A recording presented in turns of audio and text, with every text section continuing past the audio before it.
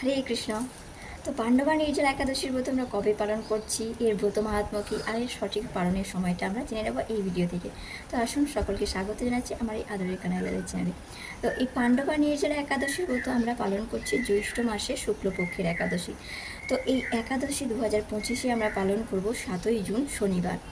তো অনেকেই বলছে 6ই জুন, অনেকেই বলছে 7ই জুন।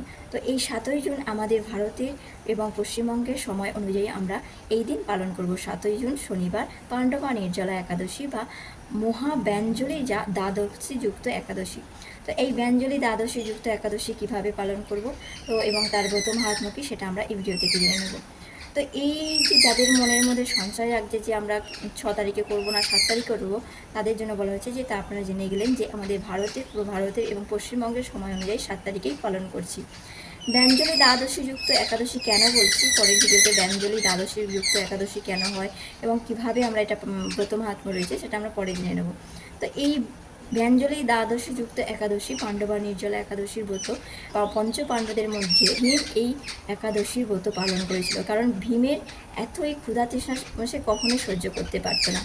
তো দেখতে পাচ্ছ যে সকলেই তো একাদশীর ব্রত পালন করছে, তার পঞ্চপাণ্ডবের মধ্যে আরও যে ভাইরা রয়েছে সকলেই তো এই একাদশীর ব্রত পালন করছে, কিন্তু ভীমসেন সে না খেয়ে থাকতে পারতো না, কারণ তার সে একেবারেই সহ্য করতে পারতো না তার ক্ষুধা তৃষ্ণা।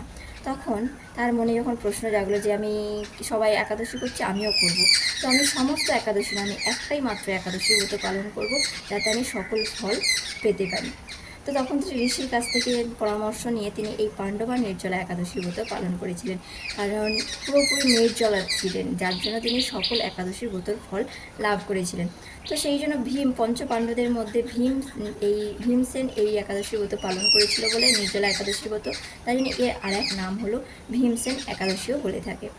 তো এই নির্জলা একাদশী ব্রততে আমরা কীভাবে পালন করব, যে সমস্ত ভক্তরা রয়েছে শারীরিক অবস্থা ভালো নয় বা অসুস্থ রয়েছে, সেই সমস্ত ভক্তরা কখনোই চাইবেন না এই নির্জলা থাকতে, কারণ নির্জলা থাকলে এই প্রচুর পরিমাণে গরম পড়েছে, আর এই গরমের সঙ্গে যদি কেউ অসুস্থ মানুষ যদি না খেয়ে জল না খেয়ে থাকে তাহলে সে আরও অসুস্থ হয়ে যাবে।